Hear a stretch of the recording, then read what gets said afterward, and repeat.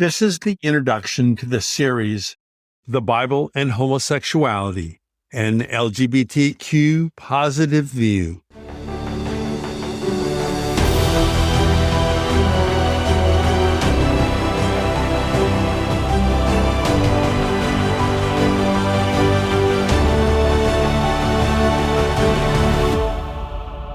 This is the introduction to the series, The Bible and Homosexuality, an LGBTQ Positive View.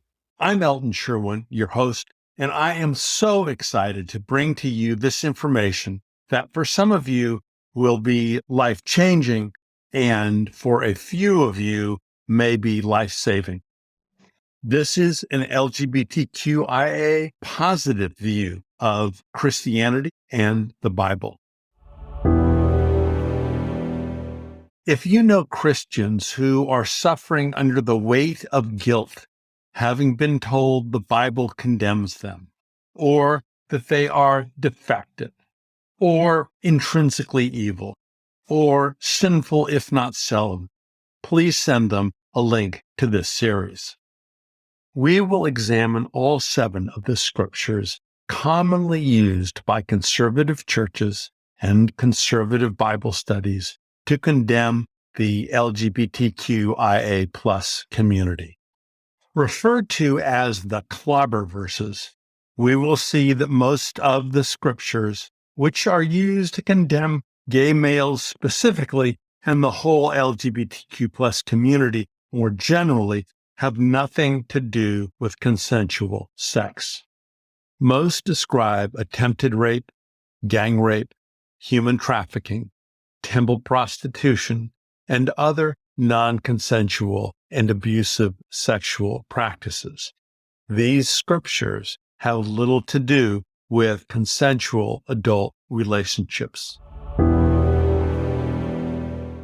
After we put a stake through the heart of the Old Testament clobber verses, we will discuss some of the LGBTQIA plus affirming verses from Moses, Isaiah, Luke, and Jesus.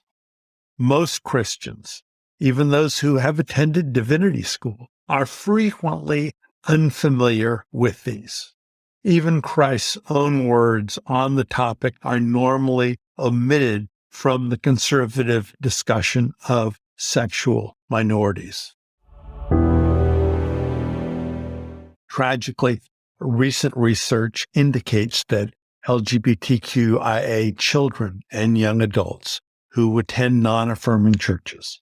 These are churches that believe that all homosexual acts are sinful.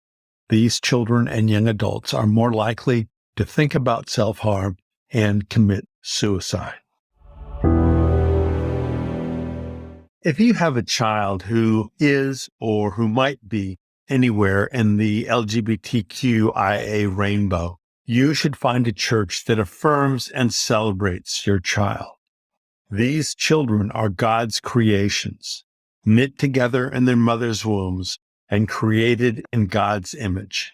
They should be cherished.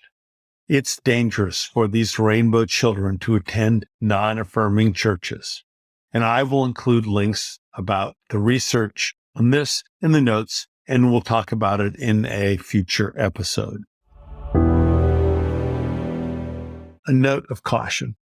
The Bible passages in this series discuss the human trafficking of children, rape, gang rape, sodomy, temple prostitution, eunuchs, castration, menstruation, and the death penalty for children who swear at their parents. Parents of preteens should assess the suitability for their children. No story has more influenced Western views of the LGBTQ plus community than the story of Sodom and Gomorrah. Next in our series, Episode 1, Sodom and Gomorrah. Please join me in exploring one of the most misused stories in the history of Christendom. If you have friends or relatives who angst over the clobber verses, or if you know young people who have left the church, please send them a link to this series. I am so looking forward to seeing you next time. This is Elton Sherwood.